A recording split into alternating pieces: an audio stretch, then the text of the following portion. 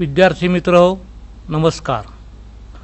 आज तुम्हाला मी शेती आणि संख्याशास्त्र या दोन विषयांचा एकमेकांशी किती जवळचा संबंध आहे या संदर्भात काही गोष्टी समजावून सांगणार आहे।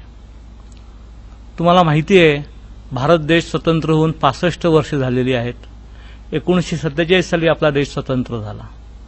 त्यावेळी भारताची लोकसंख्या होती 40 कोटी। बघता बघता आता ही लोकसंख्या 100 कोटीच्या वर जाऊन पोहोचलेली आहे। आज जगामध्ये भारताची ओळख कशा पद्धतीने केली जाते हे बघण्यासारखं आहे। इन्फॉर्मेशन टेक्नॉलॉजी, आयटी किंवा BPO business process organisation, KPO knowledge process organisation या क्षेत्रामध्ये आज भारताचं नाव मोठ्या प्रमाणात ही गोष्ट खरी आहे। परंतु याहीपेक्षा एक महत्त्वाची ओळख आहे भारताची, म्हणजे भारत हा कृषीप्रधान देश आहे।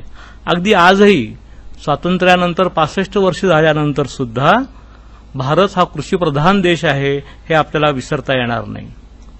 देशाच्या एकूण उत्पादनापैकी साधारणतः 25 ते 30% उत्पन्न हे आपल्या शेतापासून आहे आणि यामुळे शेताच्या व्यवस्थापनाचा प्रश्न अतिशय महत्त्वाचा आहे।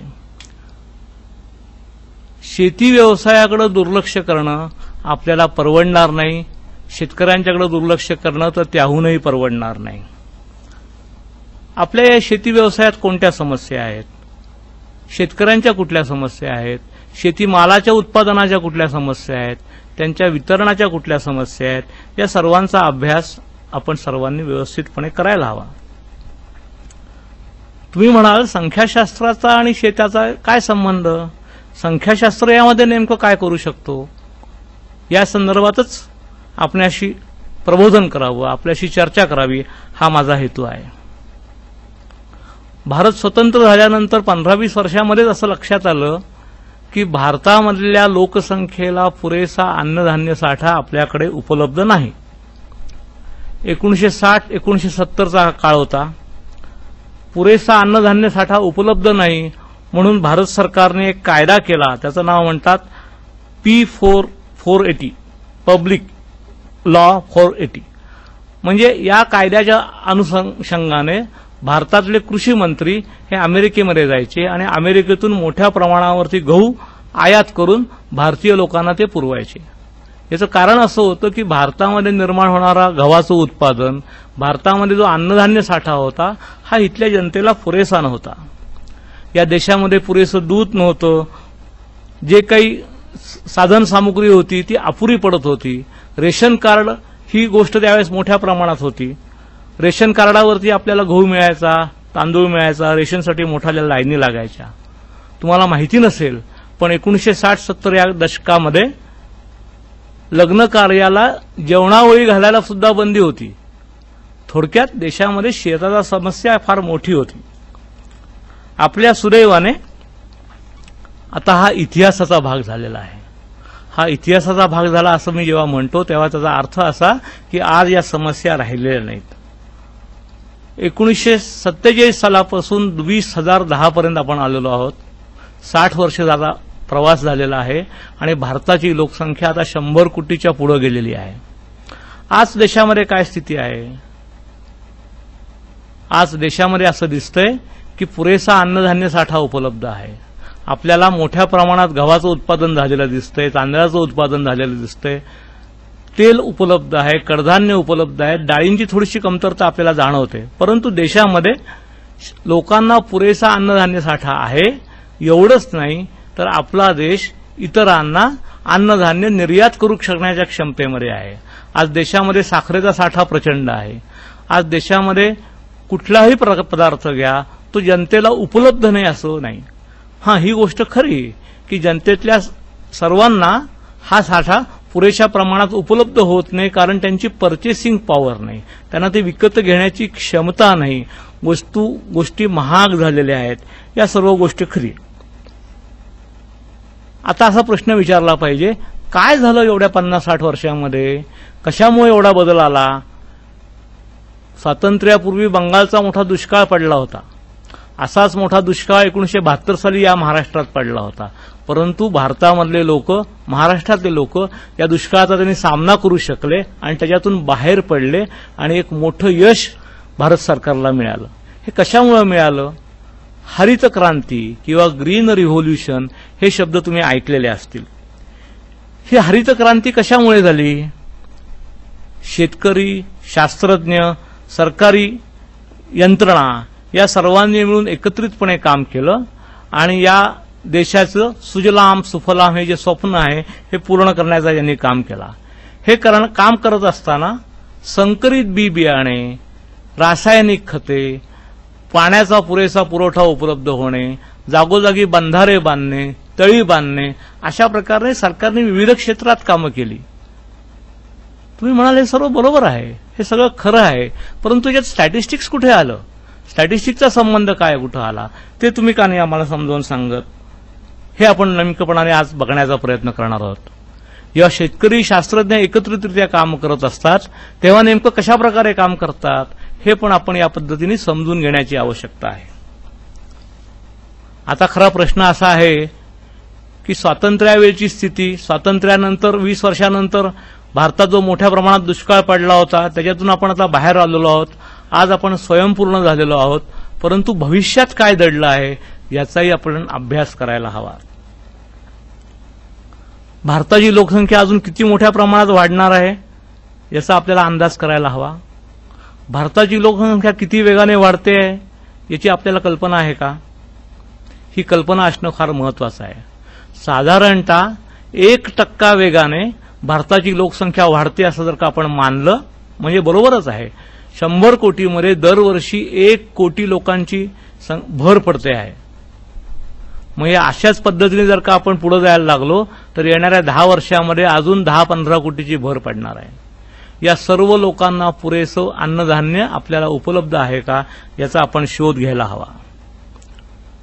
नियोजनकर्त्यांना भीती वाटते की ज्या वेगाने लोकसंख्या वाढती आहे त्या वेगाने अन्नधान्याचं उत्पादन वाढेल का नाही याबद्दल लोकांना शंका वाटते. असं का होतंय?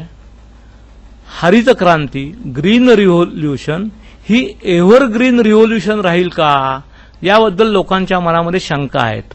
म्हणजे हरित क्रांती ही सदाहरित क्रांती होऊ शकेल का नाही याबाबत लोकांना अभ्यास करण्याची गरज वाटते आहे. असं दिसतंय की ज्या वेगाने लोकसंख्या वाढतीये त्या वेगाने जमिनीतून उत्पादन काही वाढत नाहीये. असं का होतं याचा अभ्यास चालू आहे. या देशामध्ये अनेक प्रकारच्या समस्या आहेत. जागोजागी नवीन बंधारे बांधण्याची क्षमता सरकारकडे आहे, परंतु नवीन जागी बंधारे बांधण्याचा सोपं राहिलेलं नाही. तेहरी धरण तुम्ही ऐकलं असेल, उत्तरांचलमध्ये ते आहे. या ठिकाणी धरण बांधायला तेथील स्थानिक जनतेचा प्रचंड मोठा विरोध होता. नर्मदा सरोवराबद्दल तुम्हाला माहिती आहे. गुजरात, मध्य प्रदेश, महाराष्ट्र या ठिकाणी याच्याविरुद्ध आंदोलनं चालू आहेत. म्हणजे धरणं बांधायची म्हटलं तरी ते शक्य नाही, बंधारे बांधायचे म्हटलं तरी ते शक्य नाही. यासाठी पैसे तर लागताच, पण लोकांची सामीलकी पण त्याच्यामध्ये असावी लागते. हे सर्व करत असताना पिकांवर ज्या मोठ्या प्रमाणात रोगराई पसरते त्याचाही अभ्यास करावा लागतो. मोठ्या प्रमाणात रासायनिक खते शेताला द्यावी लागतात त्याचाही अभ्यास करावा लागतो. ही रासायनिक खते विकत घेण्याची क्षमता शेतकऱ्यांच्याकडे असायला पाहिजे. ती पण शेतकऱ्यांची क्षमता कमी होत आहे असं आपल्याला दिसते आहे. खतांवरती अनुदान देऊन देऊन आर्थिक नियोजन फसत आलेलं आहे अशी सध्या अवस्था आहे. भारतीय अर्थव्यवस्थेचं कंबरडं मोडतं काय या सबसिडीमुळे, अनुदानामुळे, अशी आज एक अवस्था आहे. प्रश्न असा आहे ही ग्रीन रिव्होल्यूशन एव्हरग्रीन रिव्होल्यूशन राहण्यासाठी, म्हणजे हरित क्रांती ही सदा हरित क्रांती राहण्यासाठी आपल्याला प्रयत्न करायला हवेत. हे आव्हान आपण पेलायला हवे. हे आव्हान आपण कसे पेलणार आहोत या संदर्भात अभ्यास विविध गटांचा चालू आहे. यासाठी मार्ग आहेत. बायोडायव्हर्सिटी, जैविक विविधता हा त्यातील एक महत्वाचा घटक आहे. इंटिग्रेटेड पेस्ट मॅनेजमेंट ही यातील एक महत्वाची समस्या आहे. पीक पाण्याचे व्यवस्थापन करायला हवं, आंतरपिकं घ्यायला हवीत, सिंचनाची व्यवस्था करायला हवीत. हे सर्व ठीक आहे, हे सर्व करायलाच पाहिजे. पण प्रश्न असा आहे की स्टॅटिस्टिक्स आणि स्टॅटिस्टिशियन यांचा याच्यामध्ये रोल काय? तर या ठिकाणी आपण समजून घेतलं पाहिजे की स्टॅटिस्टिक्स हे शास्त्र नेमकं कसं उपयोगी पडतं. मित्रहो, तुम्हाला माहिती आहे की ज्या ज्या ठिकाणी अनिश्चितता आहे, ज्या ज्या ठिकाणी गोष्टी खात्रीलायक घडतील असं सांगता येत नाही, त्या त्या ठिकाणी संख्याशास्त्राचा आपल्याला उपयोग करता येतो. मग शेताच्या बाबतीत काय अनिश्चितता आहे, पिकाच्या बाबतीत काय अनिश्चितता आहे, खतांच्या बाबतीत काय अनिश्चितता आहे, हे आपण समजून घ्यायला हवं.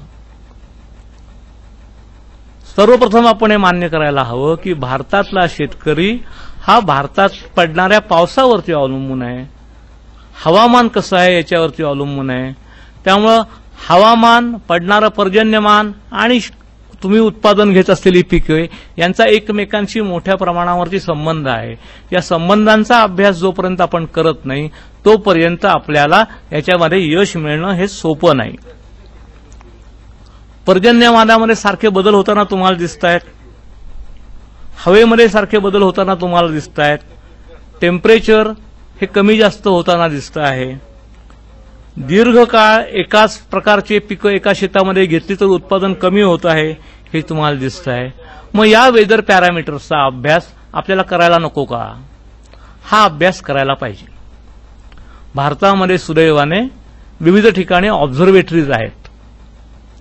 पुण्याला अशी ऑब्झर्वेटरी आहे, त्याला सिमला ऑफिस म्हणतात. या वेधशाळेमधून रोजचा हवामानाचा डेटा रेकॉर्ड केला जातो, नोंदणी केली जाते. मॅक्झिमम टेम्परेचर किती आहे, मिनिमम टेम्परेचर किती आहे, मॅक्झिमम ह्युमिडिटी किती आहे, मिनिमम ह्युमिडिटी किती आहे, आर्द्रता हवेतील, पाण्याची संख्या काय हे आपण बघितलं जातं. याच्यामध्ये पाऊस किती पडलेला आहे, मिनिमम पाऊस किती पडला, मॅक्झिमम पाऊस किती पडला, नंतर आवर्स ऑफ सनशाईन म्हणजे एखाद्या भागामध्ये किती वेळ सूर्यप्रकाश आहे याचाही अभ्यास केला जातो. या सर्व गोष्टींचा परिणाम हा पिकाच्या उत्पादनावरती होत असतो. तुम्ही जेव्हा ज्वारीची किंवा गव्हाची लागवड करता तेव्हा लावलेलं बी हे मोठ्या प्रमाणात उगवलं पाहिजे, हाती पीक यायला पाहिजे. ही गोष्ट महत्वाची आहे. त्यामुळे पीक लावल्यानंतर ते उगवेल का नाही, बिया पेरल्यानंतर त्या उगवतील का नाही, ह्या गोष्टी महत्वाच्या आहेत. अशा प्रकारचा अभ्यास मोठ्या प्रमाणामध्ये भारतामध्ये करण्यात आला. डॉक्टर रामदास हे नावाचे एक शास्त्रज्ञ होते. या डेटाला म्हणतात रामदास डेटा. भारतामध्ये विविध ठिकाणी एकाच वेळेस गव्हाच्या जातींवरती अशा प्रकारचे अभ्यास करण्यात. टेम्परेचर, त्या गावात पडणारा रेनफॉल, पर्जन्यमान, त्या गावात असणारे हवेचे वेगवेगळे घटक, त्यांची माहिती आणि येणारं उत्पन्न, लोकल व्हरायटी किंवा राष्ट्रीय पातळीवरची जाहीर केलेली व्हरायटी गव्हाची, या संदर्भात काही अभ्यास करण्यात आले. आणि असं लक्षात आलं की वेदर पॅरामीटर्सचा उत्पन्नावरती मोठ्या प्रमाणात परिणाम होत असतो. भारतामध्ये गव्हाचं उत्पादन घेणं हे जुगार खेळण्यासारखं आहे असं लोक म्हणतात. प्रचंड थंडी पडते, गव्हाला थंडी आवश्यक असते, तर कधी कधी टेम्परेचर वाढतं आणि त्याच्यामुळे उत्पादन कमी येतं. पंजाबमध्ये प्रचंड थंडी पडते, महाराष्ट्रात तुलनेने त्यामध्ये कमी पडते. निफाडला जेवढं थंडी पडते तेवढी नाशिकला पडत नाही, पुणे महाबळेश्वरकडे या दिशेला ती पडत नाही, सोलापूरकडे तर टेम्परेचर खूपच झालेलं असतं. म्हणजे थोडक्यात शेतकऱ्यासमोर प्रश्न असतो की मला जर का एखाद्या पिकाचं उत्पादन घ्यायचं असेल तर मी नांगरणी कधी करावी, पेरणी कधी करावी. पाऊस पडायच्या अगोदरच जर का मी नांगरणी करून ठेवली आणि पाऊस जर का वेळेवरती पडला नाही तर सगळे श्रम वाया जातात. बरं, मी पेरणी जर का केली आणि त्यानंतर पुरेसा पाऊस जर का पडला नाही तर आलेल्या बीचं उत्पादन होत नाही, म्हणजे शेतं भरून जात नाहीत, शेतामध्ये भरपूर प्रमाणात पीक याची शक्यता कमी कमी होत जाते. पुरेसं पाणी जर का शेताला मिळालं नाही तर पिकाचं उत्पादन कसं होणार. पावसाची जर का दीर्घकाळ वाट बघितली तर शेतकऱ्याला ते परवडत नाही. खरीपाचं पीक बघता बघता हातातून निघून जातं आणि मग रब्बी पिकाची वाट बघावी लागते. शेवटी असं होतं की आपण पेरायला जातो गहू, हातामध्ये प्रत्यक्षात काहीच येत नाही, दिवस वाया जातात, पाऊस पडत नाही आणि त्यानंतर आकाशाकडे डोळे लावून बसायची वेळ येते. अशा प्रकारे जर का आपल्याला गोष्टी घडायला नको असतील तर आपण नेमकेपणाने पावसाचे अंदाज करता यायला पाहिजेत. हे पावसाचे अंदाज जर का आपल्याला नेमकेपणाने करता आले, हवामानाचे अंदाज जर का आपल्याला नेमकेपणाने करता आले, तर या हवामानाचा आणि पीक पाण्याचा एकमेकांशी संबंध काय आहे याच्यावरती आपल्याला अभ्यास करता येतो. संख्याशास्त्राचा उपयोग करून या संदर्भात काही मॉडेल्स बांधता येतात. स्टॅटिस्टिक्समध्ये याला रिग्रेशन मॉडेलिंग म्हणतात. थोडक्यात जे पिकाचं उत्पादन येतं हे कुठल्या कुठल्या घटकांवरती अवलंबून आहे याचा मी नोंद करत असतो. म्हणजे maximum temperature, minimum temperature, humidity, hours of sunshine, पिकाची पेरणी कधी केलेली होती, डेज ऑफ सोईंग, त्यानंतर पाऊस कधी पडला, ह्युमिडिटी किती होती आणि या सर्वाचा संबंध पिकाचं उत्पादन किती आलं ह्याच्यावरती बघितलं जातं. अशा प्रकारे गव्हावरतीच प्रयोग केले जातात असं नाही, अनेक गोष्टींवरती प्रयोग केले गेलेले आहेत. शेंगदाण्यांच्यावरती या संदर्भात खूप चांगले प्रयोग केलेले आहेत. अशा वेळेस शेतकऱ्याकडे जे परंपरागत शहाणपण आलेलं असतं चालत पिढ्यानपिढ्याच्या माहितीतून, ते अनेक वेळेला उपयोगी पडतं. परिस्थिती जर का वेगाने बदलली तर मात्र हे परंपरागत शहाणपण जे चालत आलेलं असतं त्याचा ऍप्लिकेशन करत असताना, त्याचा उपयोग करत असताना मात्र गोंधळ होतो. मग मात्र काही खरत नाही, गोंधळ होतो, हाती काही लागत नाही आणि त्याच्यातून शेतकरी हा दैवावरती अवलंबून राहणारा असा होऊन बसतो. मी तुम्हाला शेंगदाण्यासंदर्भात काही उदाहरण देणार आहे. शेंगदाण्याची एक नवीन व्हरायटी देशामध्ये प्रसूत झाली होती. या शेंगदाण्याची व्हरायटी प्रत्यक्ष शेतकऱ्यांनी कर्नाटकामध्ये एका पद्धतीने लावून बघितली, प्रयोग करून बघितला. काय झालं, या शेंगदाण्याच्या व्हरायटीला अतिशय चांगलं उत्पन्न आलं, परंतु हे उत्पन्न अतिशय कमी दिवसामध्ये हातामध्ये आलं. म्हणजे नेहमीपेक्षा 15-20 दिवस अगोदरच उत्पादन हाती आलं, परंतु या काळामध्ये प्रचंड पाऊस पडत होता. त्यामुळे पाऊस किती काळ एखाद्या भागात पडतो, उत्पन्न यायला किती वेळ लागतो, या सर्वाचे एकमेकांशी असणारे संबंध याचा योग्य प्रकारे अभ्यास केला गेला नव्हता. त्यामुळे आलेल्या शेंगदाण्या कुजून गेले. ते काढायच्या अगोदरच त्याची माती झाली अक्षरशः. त्याच्यामुळे शेतकरी पुन्हा हवालदिल झाला. म्हणजे एखाद्या पिकाची नवीन व्हरायटी, शेंगदाण्याची जी नवीन व्हरायटी जेव्हा बाजारात आणली गेली तेव्हा त्याचं योग्य प्रकारे मार्गदर्शन शेतकऱ्यांना न केलं गेल्यामुळे हाती आलेलं पीक हे मातीमोल झालं. या अशा प्रकारे जर का तुम्ही प्रयोग केले, शेतकऱ्यांना जर का विश्वासात घेतलं नाही, तिथल्या हवामानाचा जर का विचार केला नाही, येणारं पीक हे साधारणतः किती दिवसात हातामध्ये येणार आहे, 60 दिवसात येणार आहे का 70 दिवसात येणार आहे का 80 दिवसात येणार आहे, या संदर्भात जर का आपल्याला नेमकेपणाने माहिती नसेल तर हे प्रयोग यशस्वी होत नाहीत आणि अशा प्रकारे शेतीचं प्रचंड प्रमाणात नुकसान होतं. या ठिकाणी आकडेवारीचा नेमकेपणाने अभ्यास करण्याची आवश्यकता असते. असं का झालं हे बघितल्यानंतर असं लक्षात आलं की शेंगदाण्याची ही जी व्हरायटी ज्या रिसर्च स्टेशनमध्ये प्रयोग केली होती त्या ठिकाणी पाऊस कमी पडायचा आणि ज्या ठिकाणी ती प्रत्यक्षात अंमलात आणली गेली, ज्या ठिकाणी ज्याच्यावरती प्रयोग करण्यात आले आणि प्रत्यक्ष फील्ड ट्रायल्स करण्यात आले, ही दोन ठिकाणं वेगवेगळी असल्यामुळे, पावसाचं प्रमाण दोन ठिकाणी वेगवेगळं असल्यामुळं हाती आलेलं पीक सुद्धा वाया गेलं.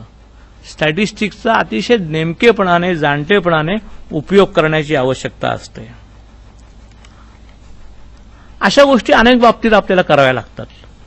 तुम्ही परंपरागत पिकाचा एक विचार करता, ती गोष्ट मान्य आहे. आपण बोरांसारखी लागवड करून बघतो. या बोरांची छाटणी कधी करावी ही गोष्ट खूप महत्वाची असते. बोरांची छाटणी जर का तुम्ही वेळेवरती केली नाही तर बोराचं उत्पादन अनेक वेळेला हातातून जाण्याची शक्यता असते. त्यामुळे या बोरांच्या उत्पादनाबाबतीत असेच काही प्रयोग करण्यात आले आहेत. मला सांगायचं असं आहे की तांदूळ असो, गहू असो, बोरं असो, शेंगदाणे असो, याचं उत्पादन घेण्यासाठी आपल्याला प्रयोग करावे लागतात. आता तुम्ही मला प्रश्न विचाराल की नवीन व्हरायटी बाजारात येते तरी कशी? ही नवीन व्हरायटी बाजारात आणण्याच्या अगोदर काय केलं जातं ही गोष्ट समजून घेणं ही सुद्धा अतिशय महत्वाची आहे. आपल्या महाराष्ट्रामध्ये राहुरीला कृषी विद्यापीठ आहे, अकोल्याला सुद्धा आहे. देशामध्ये अशी अनेक ठिकाणी कृषी विद्यापीठ आहेत. या ठिकाणी कृषी शास्त्रज्ञ आणि स्टॅटिस्टिशियन्स हे एकत्रितरित्या काम करत असतात. 2 गव्हांच्या जाती एकत्रित करून त्यातून एखादी संकरित जात तयार करण्यात येते आणि या संकरित जातीचं उत्पादन हे अधिक चांगल्या प्रकारे यावं यासाठी प्रयत्न केले जातात. या जातीवरती रोग पडू नयेत म्हणून काही अभ्यास केले जातात आणि असे अभ्यास केलेले गहू प्रत्यक्ष शेतामध्ये लावले जातात. त्याची पहिली पिढी, दुसरी पिढी, तिसरी पिढी यांच्यावरती हे प्रयोग केले जातात आणि अनेक वेळेला असे प्रयोग केल्यानंतर जर का त्यातले गुण स्थिरावले, त्यांनी जर का सातत्याने पिढ्यानपिढ्या जर का चांगलं उत्पादन दिलं तर ह्या व्हरायटीज फील्ड ट्रायल्ससाठी रिलीज केल्या जातात. हे करत असताना अनेक प्रकारची आकडेवारी गोळा करावी लागते. उदाहरणार्थ गव्हाची लांबी किती आहे, 100 दाण्यांचं वजन किती आहे, 100 ग्रॅममध्ये किती दाणे बसतात, अशा प्रकारची माहिती गोळा केली जाते. या माहितीचा साकल्याने अभ्यास करावा लागतो. अशा प्रकारची माहिती अनेक सॅम्पल्सवरती गोळा केली जाते. अनेक शेतांमधून ही माहिती गोळा केली जाते. ही एकत्रितरित्या संकलित केली जाते. याचं विश्लेषण केलं जातं आणि जेव्हा अशी खात्री पटते की अमुक एक व्हरायटी स्टेबल आहे, खात्रीची आहे, तेव्हाच ती शेतकऱ्यांसाठी रिलीज केली जाते. एक सायंटिस्ट, ॲग्रिकल्चरिस्ट, जिनेटिसिस्ट जेव्हा क्षेत्रामध्ये काम करत असतो तेव्हा त्याच्या 30-35 वर्षाच्या काळामध्ये तो जेमतेम 2 किंवा 3 व्हरायटीज फक्त रिलीज करू शकतो. म्हणजे साधारणतः 10 ते 15 वर्ष लागतात एक गव्हाची चांगली व्हरायटी बाजारात आणण्यासाठी. लक्षात ठेवा, भारतामध्ये अनेक शास्त्रज्ञ अनेक ठिकाणी अशा प्रकारचे प्रयोग करत आहेत. जेव्हा एखादी गव्हाची व्हरायटी बाजारात येते तेव्हा त्याच्यामागे अनेक शास्त्रज्ञांचे श्रम असतात. देशामध्ये मी तुम्हाला सांगितलं प्रचंड मोठा दुष्काळ होता, त्याच्यानंतर हरित क्रांती झाली. ही हरित क्रांती एका दिवसात झालेली नाही, यासाठी अनेकांचे श्रम कारणीभूत आहेत. भारत सरकारने Indian council of agricultural research ICAR नावाची एक संस्था स्थापन केलेली आहे. या संस्थेचे अनेक विभाग आहेत. उदाहरणार्थ इंडियन ॲग्रिकल्चरल रिसर्च इन्स्टिट्यूट नावाची एक त्यांची शाखा आहे. या ठिकाणी लोक काम करतात. या ठिकाणी शास्त्रज्ञ लोक एकत्रितरित्या काम करतात. या ठिकाणी गव्हाबद्दल संशोधन केलं जातं, तांदळाबद्दल संशोधन केलं जातं, डाळींबद्दल संशोधन केलं जातं, कडधान्यांबद्दल संशोधन केलं जातं आणि एक एक व्हरायटी निर्माण करण्यासाठी अनेक शास्त्रज्ञ वर्षानुवर्ष काम करतात. हे सर्व करत असताना जी उपलब्ध माहिती होते, आकडेवारी जी तयार होते, या आकडेवारीचं विश्लेषण करण्याचं काम हे अतिशय महत्वाचं असतं. भारतातील 2 नामवंत शास्त्रज्ञांचा उल्लेख मी तुम्हाला या ठिकाणी करीन. पहिलं नाव आहे डॉक्टर PV सुखात्मे, पांडुरंग वासुदेव सुखात्मे. यांनी इंडियन काउन्सिल ऑफ ॲग्रिकल्चर रिसर्चमध्ये या संदर्भात मोलाचं काम केलं. आणि दुसरे नाशिकचे एक शास्त्रज्ञ आहेत, त्यांचं नाव डॉक्टर VG पानसे.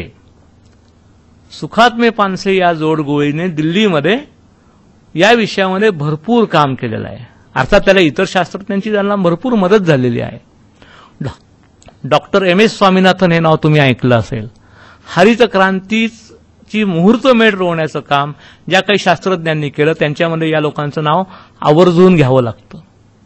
या लोकांनी विविध प्रकारची वाणं, विविध प्रकारच्या जाती प्रजाती कशा उपलब्ध होतील, त्यांच्यावरती प्रयोग करून त्यांच्यातून नवीन व्हरायटी कशा निर्माण करता येतील, त्याच्या फील्ड ट्रायल्स घेतल्या. त्याच्यावरती सातत्याने 20-20 वर्ष 25 वर्ष देशामध्ये प्रयोग केले. जे प्रयोग केले त्याचं योग्य प्रकारे अॅनालिसिस केलं आणि त्याच्यातून ज्या जाती निर्माण झाल्या, त्याच्यातून जो अभ्यास झाला, त्याच्यामुळे भारतामध्ये आज जी संपन्न अवस्था आलेली आहे त्याचं मूळ कारण या लोकांनी केलेल्या परिश्रमामध्ये आहे.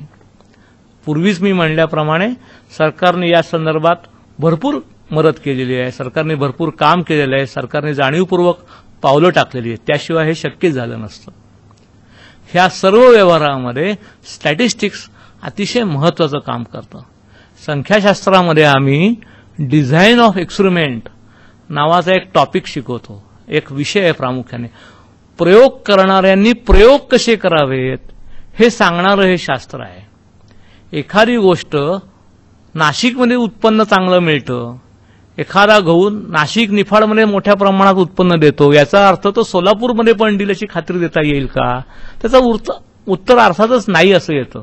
म्हणून एखादी गव्हाची व्हरायटी ही देशासाठी म्हणून जेव्हा आपण रिलीज करत असतो तेव्हा ती देशामध्ये विविध ठिकाणी 20-25 ठिकाणी वेगवेगळ्या हवामानामध्ये वेगवेगळ्या जमिनीचा कस असणाऱ्या ठिकाणी तो प्रयोगासाठी घेतली जाते. आणि ही प्रयोगात घ्यावी का घेऊ नये यासाठी सुद्धा अगोदर काही प्रयोग करावे लागतात. हे प्रयोग करण्याचं काम ॲग्रिकल्चर मंडळींचं तर असतंच, शेतकीमधल्या तज्ज्ञांचं तर असतंच, परंतु ते एकटे हा प्रयोग करू शकत नाहीत. हे प्रयोग करत असताना किती शेतांमध्ये हे प्रयोग करावेत, किती प्रमाणात हे प्रयोग करावेत, सॅम्पल किती घ्यावं, ह्या सर्व गोष्टी महत्वाच्या असतात. संख्याशास्त्रज्ञ या ठिकाणी नेमकेपणाने मार्गदर्शन करतात. संख्याशास्त्राचे आपण विद्यार्थी आहात, त्याच्यामुळे संख्याशास्त्राचा उपयोग काय, संख्याशास्त्राचा अनालिसिस करण्यामध्ये कसा मदत होतो, या गोष्टी आपण समजून घ्यायला हव्यात. डिझाईन ऑफ एक्सपेरिमेंट या शब्दाचा मी उल्लेख केला. ह्याच्यामधल्या 3 गोष्टी खूप महत्वाच्या असतात.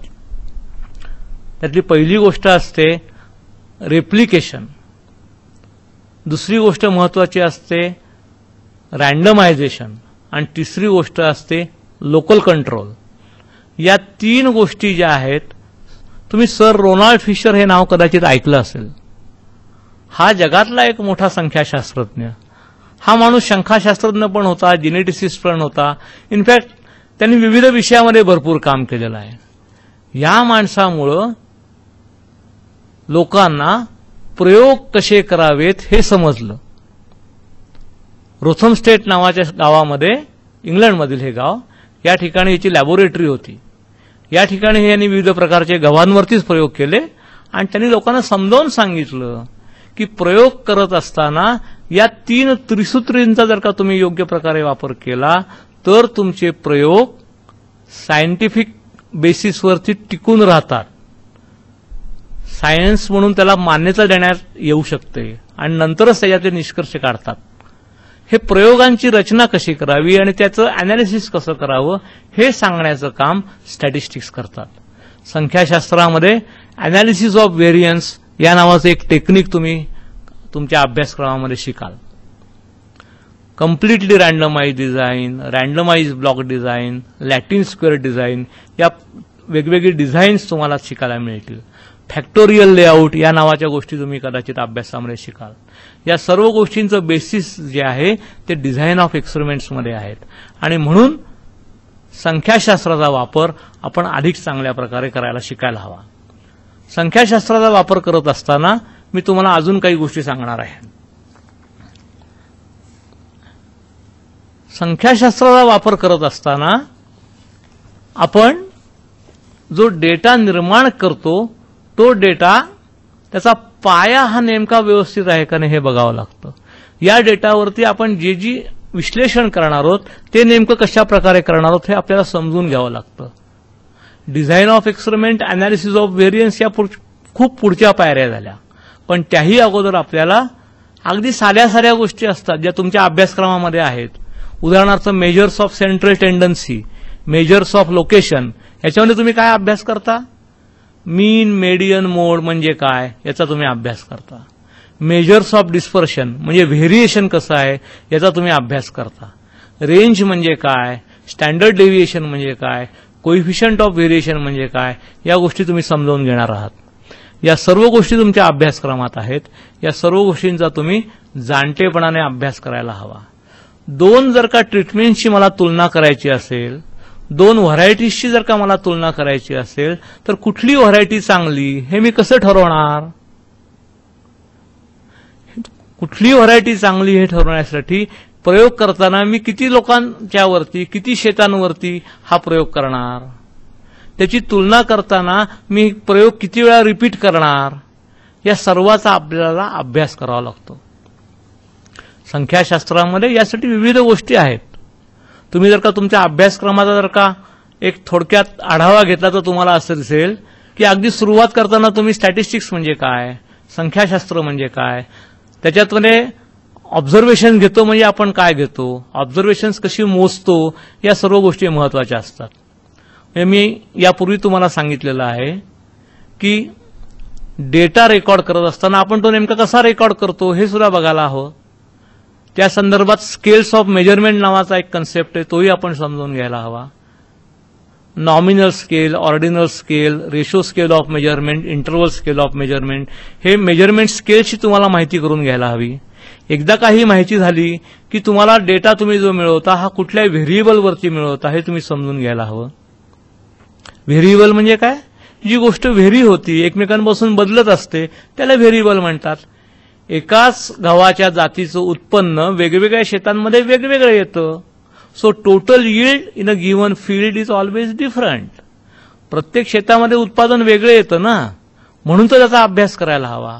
एकच व्हरायटी वेगवेगळ्या शेतामध्ये पेरली तरी त्याचं उत्पन्न वेगळं येतं. दुसरी व्हरायटी दुसऱ्या शेतामध्ये पेरली तर त्याचं उत्पन्न वेगळं येतं. आणि त्याच्यामुळेच व्हरायटी ए चांगली का व्हरायटी बी चांगली या संदर्भात आपल्याला सारांश रूपाने काहीतरी सांगायची आवश्यकता असते. म्हणून या प्रकारचा अभ्यास करावा लागतो. शेती सध्या वनशेती हा सुद्धा एक मोठ्या प्रमाणात शेतकऱ्यांनी अंगीकारलेला व्यवसाय आहे. वनशेतीमध्ये कशा कशाची शेती केली जाते? महाराष्ट्रापुरता जर का तुम्ही विचार करायला लागाल तर तुम्हाला असं दिसेल की निलगिरीची शेती ही मोठ्या प्रमाणावरती केली जात आहे. या निलगिरी शेती करावी का करू नये या संदर्भात मतभेद जरूर असू शकतील, परंतु आज नाशिक जिल्ह्यामध्ये सुमारे 10,000 एकरांवरती निलगिरी शेतीची लागवड केलेली आहे. ठीक आहे, तुम्ही म्हणाल मग याच्यामध्ये समस्या काय आहे, याच्यामध्ये प्रॉब्लेम्स काय आहेत? लक्षात घ्या, निलगिरीची शेती ज्या शेतामध्ये केलेली आहे ही शेती एकसारखी नाही. या शेताची जमीन एकसारखी नाही. काही काळी कसदार जमीन आहे तर काही अगदीच रखरखीत जमीन आहे. जिथं काहीच उगवत नाही त्या ठिकाणी निलगिरी लागवड करण्याचा प्रयत्न करण्यात आलेला आहे. आता शेतकऱ्यांसमोर असा प्रश्न आहे की निलगिरीची लागवड केल्यानंतर ही लागवड मी कधी कापायची? शेत जर का निलगिरीच्या शेतांनी झाडांनी जर का भरगच्च भरलेलं असेल तर ही झाडं 5 वर्षांनी कापावीत का 7 वर्षांनी कापावीत का 10 वर्षांनी कापावीत? का बरं हा प्रश्न निर्माण होतो? 5 वर्षांनी जर का झाड कापलं तर ते परत उगवणारच असतं.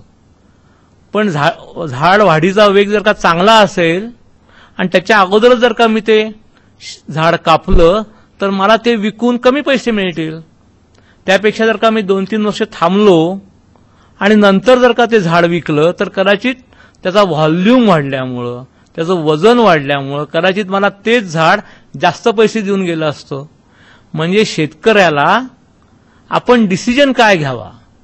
हे झाड 5 वर्षांनी कापणं चांगलं, 7 वर्षांनी कापणं चांगलं का 10 वर्षांनी चांगलं त्याची कापणी करणं चांगलं, या संदर्भात निर्णय घेण्याची आवश्यकता असते. शेताची पोत, जमिनीचा कस हा वेगवेगळा असल्यामुळे प्रत्येक झाडाची वाढ ही वेगवेगळ्या प्रकाराने होऊ शकते. याच्यामुळे या संदर्भात काही धोरणात्मक निर्णय घेण्याची आवश्यकता असते. शेतकऱ्यांनी अशा प्रकारे निर्णय घेण्यासाठी संख्याशास्त्राची मोठ्या प्रमाणावरती मदत होते. अशा प्रकारचं काम करण्याचं संधी ही मला मिळालेली होती. आम्ही काय केलं? आम्ही निलगिरीच्या शेतामध्ये गेलो, निलगिरीच्या शेताची पाहणी केली. शेतामध्ये जे झाड लावलेलं आहे त्याची उंची किती आहे, त्याचा घेर किती आहे, त्या झाडाचा एकूण व्हॉल्यूम किती आहे याची आम्ही पाहणी केली, मेजरमेंट्स घेतली. या डेटाचं अनालिसिस करण्याचा आम्ही प्रयत्न केला आणि त्याच्यातून आम्ही काही ठोकताळे बांधले.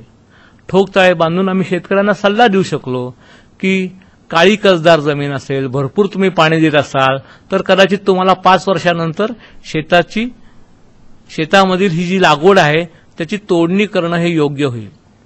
परंतु अशी जर का जमीन नसेल, त्या झाडाचा घेर जर का कमी प्रमाणात झालेला असेल, त्याची उंची पुरेशी नसेल तर मात्र तुम्हाला काही काळ थांबणं योग्य होईल. मला सांगायचा हेतू आहे की संख्याशास्त्राचा उपयोग निलगिरीची लागवड कधी करावी किंवा त्याची कापणी कधी करावी या संदर्भात होतोच आहे, पण तेवढ्यापुरता तो मर्यादित नाही. शेतामध्ये संख्याशास्त्राचा जर का उपयोग करायचा असेल तर तुम्ही नेमकेपणाने ऑब्झर्वेशन्स ठेवायला हवी, नोंदणी करायला हवी आपण शेतामध्ये पिकाची लागवड कधी केलेली आहे, त्यावेळेस टेम्परेचर किती होतं, ह्युमिडिटी किती होती, किती दिवसानंतर बी पेरून बाहेर आलेलं आहे, याची जर का मोजणी केली असेल, नोंद केली असेल, तर या डेटाचं विश्लेषण करता येणं शक्य आहे. अशा प्रकारचं विश्लेषण करण्याची क्षमता संख्याशास्त्र या विषयामध्ये आहे. So whether parameters and agricultural products, agricultural outputs, they can be inter related with each other. अशा प्रकारे वेदर क्रॉप रिलेशनशिपचा अभ्यास हा मोठ्या प्रमाणावरती देशामध्ये चालू आहे. मी तुम्हाला उल्लेख केला डॉक्टर रामदास यांचा. रामदास डेटा म्हणून हा डेटा सर्वत्र प्रसिद्ध आहे. सुमारे 25 वर्ष सातत्याने हे प्रयोग भारतभर करण्यात आले होते आणि ह्याच्यातून वेदर क्रॉप रिलेशनशिप बांधण्याचा प्रयत्न करण्यात आलेला होता. शेती आणि संख्याशास्त्र याचं असं जवळचं नातं आहे. अतिशय चांगल्या प्रकारे व्हरायटीज उपलब्ध होण्यासाठी, आलेल्या व्हरायटीज या टिकाऊ आहेत का नाही हे बघण्यासाठी, किंबहुना एखादी व्हरायटी ही लोकल लेवलला अधिक चांगली आहे का नॅशनल लेवलला चांगली आहे याचाही अभ्यास होण्यासाठी संख्याशास्त्रासारख्या विषयाचं महत्त्व आहे. सुरुवातच आपण केली होती भारत देशाच्या वेगवेगळ्या समस्यांपासून.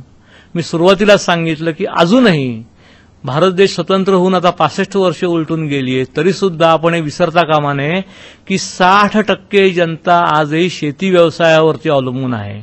या 60% जनतेचं जर का आपल्याला भलं करायचं असेल तर संख्याशास्त्राचा उपयोग आपल्याला करायलाच हवा. हा उपयोग करत असताना तारतम्य बाळगायची गरज असतेच, परंतु शेती व्यवसायावरती जर का आपली एवढी मोठ्या प्रमाणात लोकसंख्या अवलंबून असेल तर ही शेती व्यवसाय हा टिकाऊ व्हावा. पुन्हा एकदा आपण दुष्काळाच्या दिशेने जाऊ नये.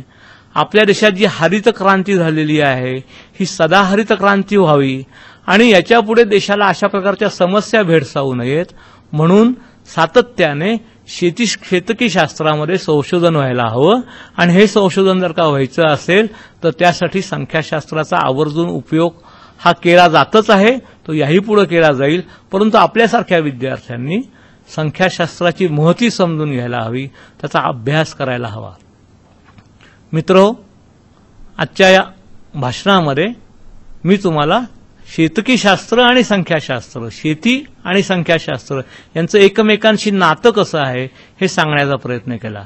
या संदर्भात अनेक प्रकारची माहिती इंटरनेटवरती उपलब्ध आहे, विविध साईट्सवरती उपलब्ध आहे. मी उल्लेख केला Indian council of agriculture research यांच्या साईट्सला जाऊन तुम्ही भेट द्या, तुम्हाला तिथं अनेक प्रकारची माहिती उपलब्ध होईल. मित्र, आपल्या अभ्यासक्रमामध्ये जे छोटे छोटे विषय आहेत, measures of central tendency, measures of dispersion, correlation, regression, या छोट्या छोट्या तंत्रांचा उपयोग या अनालिसिसमध्ये करण्यात येतो. म्हणून शेतकी शास्त्र आणि संख्याशास्त्र या संदर्भात मी आवर्जून बोललो. तुम्ही शिकत असलेल्या गोष्टी जरी तुम्हाला छोट्या छोट्या दिसत असतील तरी त्याचे ॲप्लिकेशन्स हे प्रचंड आहे आणि हे अतिशय महत्त्वाचं आहे आणि हे जगभर सर्वत्र चालू आहे. तुम्ही या विषयाचा आवर्जून चांगल्या प्रकारे अभ्यास करायला हवा. असा तुम्ही तो कराल हा विश्वास मी बाळगतो. धन्यवाद.